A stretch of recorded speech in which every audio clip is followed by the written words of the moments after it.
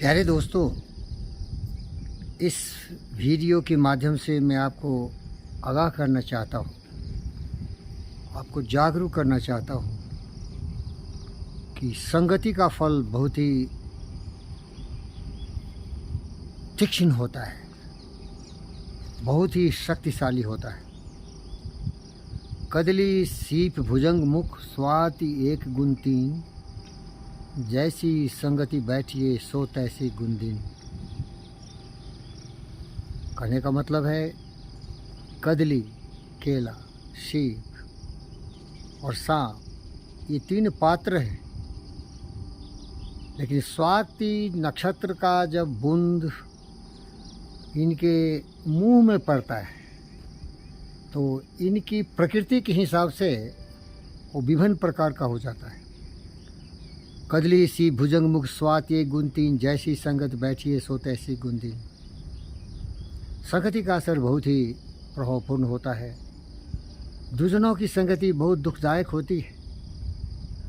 दुर्जन एक ऐसा लचीला तलवार जवान का लेके चलता है कि बिना खून बहे ही आपकी हत्या कर देता है, आपको बौखला देता है, आपको पागल बना देता है, आपको दीवाना बना देता है। आप कितने भी महान व्यक्ति क्यों न हो, आपकी संस्कृति की परीक्षा ले लेता है।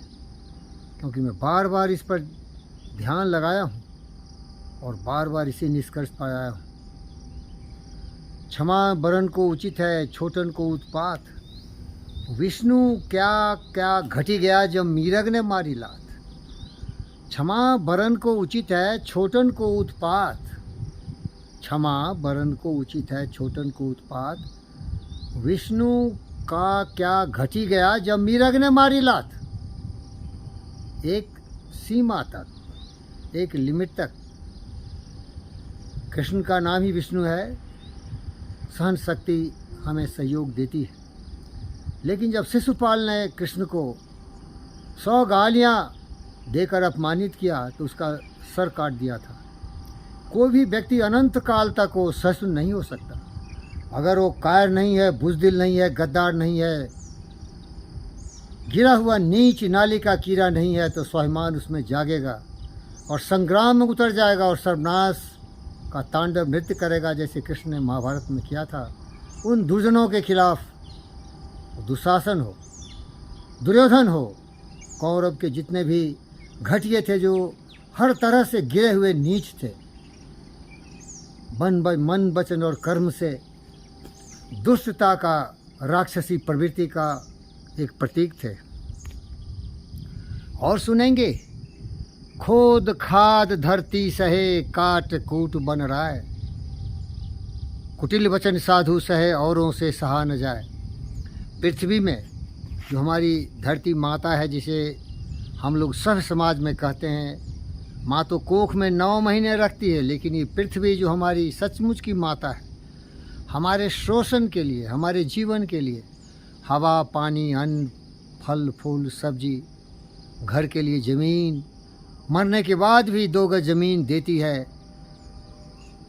उस माता में कितना भी तुम गालियाँ दो, गंदगी फैलाओ, गड्ढे डाल दो, बम फोड़ दो, न्यूक्लियर बम का एक्सप्लोजन करो, फिर भी वो माँ का हृदय हमेशा दयावान, करुणामय, दयामय ही होता है।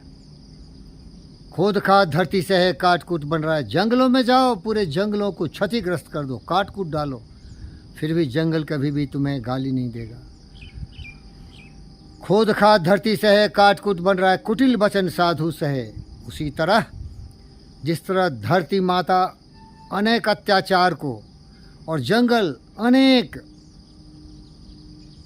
दुश्मनी काट कूट के बाद भी तुम्हारा सम्मान करता है, उसी तरह महान व्यक्ति सहिष्णु होता है। कितने भी गालियाँ दो, कितना भी अपमानित करो, उस व्यक्ति का कुछ नहीं घटता है। लेकिन प्यारे दोस्तों, ऐसा एक व्यक्ति है हिंदुस्तान में जिसका नाम है नरेंद्र दामोदर दास मोदी। कितने लोग उसको गालियाँ देते हैं, लेकिन एक कहा गया है, उसका अमल कर रहा है मोदी भाई, नरेंद्र भाई। हाथी चले बाजार तो कुत्ता भूखे हजार। मोदी जैसा हिंदुस्तान में कोई नहीं है। इतना सहिष्णु, इतना महान व्यक्तित्व वाला व्यक्ति अगर किसी देश में दूसरा होता तो सर्वनाश तांडव नृत्य कर देता। इसके पास अथाह अपार शक्ति है। CDS का तीनों हमारे जो विंग के सेना है, स्थल सेना, वायु सेना, जल सेना, लेकिन फिर भी ये महान पुरुष इन अज्ञानी मूर्खों को क्षमा करता है। लेकिन एक दुष्ट था हिंदुस्तान में, महाराष्ट्र के भूमि में। वो दुष्ट व्यक्ति सत्ता हथिया लिया दुर्व्यवहार से, दुर्जनों के साथ संगीत करके, और नाम था उद्ध जंगली जानवर। जो भी उसके खिलाफ बोला हड्डियां तोड़ दी, जेल में भर दिया। हनुमान चालीसा पढ़ा तो मार मार के हड्डियां तोड़ दी। उसके कुकर्मों को जो उजागर किया तो उसकी भी हड्डियां तोड़ दी। वो था अर्णब गोस्वामी। क्या बताऊं भाई। इसलिए प्यारे दोस्तों, सहनशीलता, क्षमा दया को तभी पूजता जग है। सहनशीलता, क्षमा दया को तभी पूजता जग है। बल का दर्प चमकता उसके आगे। प्यारे दोस्तों, सहनशीलता, क्षमा दया को तभी पूजता जग है। प्यारे दोस्तों, सहनशीलता को तभी लोग सम्मानित करते हैं जब उसमें शक्ति हो। बल का दर्प चमकता उसके आगे जब जगमग है। ये हमारा दोस्त रामधारी सिंह ने कहा था। सहनशीलता, क्षमा दया को तभी पूजता जग है। बल का दर्प चमकता उसके आगे जब जगमग हो। प्यारे दोस्तों, क्षमा बरन को उचित है, छोटन को उत्पात। विष्णु का क्या घटी गया जब मीरग ने मारी लात। प्यारे दोस्तों, इसीलिए हमें सहिष्णु तो होना ही चाहिए, लेकिन शक्तिवान भी होनी चाहिए। इसलिए निवेदन करता हूँ, अपनी आत्मा की शक्ति, अपने बुद्धि और विचार की शक्ति को बढ़ाइए और इन शक्ति से दूसरों को भी सम्मानित करिए।